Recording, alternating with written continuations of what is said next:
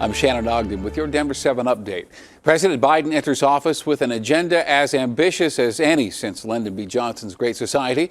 Denver 7's Megan Lopez looks ahead to the administration's first 100 days and the implications for Colorado. Swear. I, Joseph Robinette Biden Jr., do solemnly swear. After a morning that started with ceremony, tradition, and a transition of power, I think some of the things we're going to be doing are bold and vital.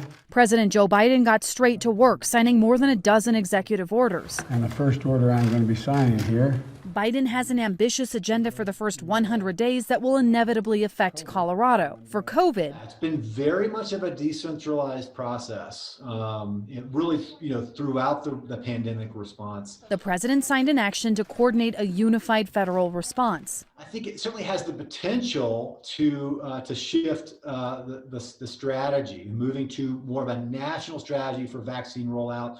And potentially a nationally consistent strategy for prioritizing populations. An executive order requiring masks on federal property was also issued, as was an action for the U.S. to rejoin the WHO. Second one I'm signing here. On the economy, President Biden took steps to help with the crisis COVID created, extending the eviction moratorium and delaying student debt repayments. You're getting down to the consumer level, which is important. Those are the people that need the most help. He's also pushing Congress to pass a $1.9 trillion stimulus package with $1,400 checks for families. For DU finance professor Matt Klaus, well, it'll be interesting to see what he does with energy. On the climate, the new president signed an executive order Wednesday to rejoin the Paris Accords, meaning... So you're going to see an immediate pickup in enforcement.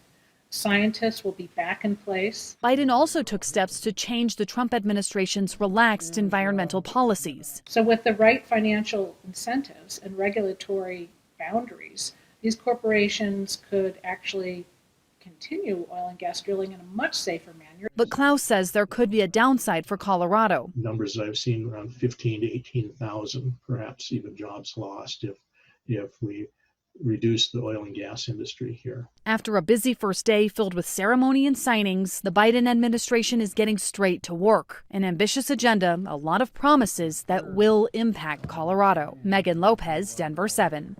And thanks very much for watching this Denver 7 update. Download the Denver 7 app for your smartphone. You get breaking news and alerts around the clock. I'm Shannon Ogden.